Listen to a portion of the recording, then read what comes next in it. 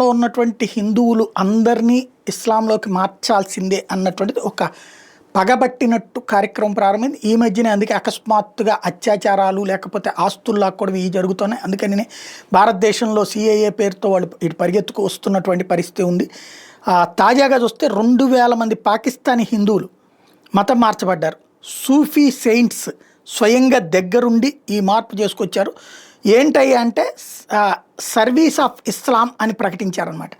అంటే ఇస్లాం మతంలోకి సేవ చేయడం కోసం హిందువులు వచ్చి చేరుతున్నారు అన్నటువంటిది. 150 కుటుంబాలకు సంబంధించినటువంటి 2000 మంది హిందువుల్ని తాజాగా మార్చుకొచ్చారు. పీర్ అయూబ్ జాన్ సతింది, అలాగే మత్లీ బడిన్, ఇది ఈ పీర్ అయూబ్ ఖాన్ జాన్ సర్హిందీ అనేటటువంటి ఆయన మత్లీ బడిన్ సింధ్ ప్రాంతాల్లో ఉన్నటువంటి హిందువుల మీదన గత 7 నెలలుగా ఒత్తిడి తెచ్చి ఇప్పటికి అంతమందిని మార్పు చేయించాడు.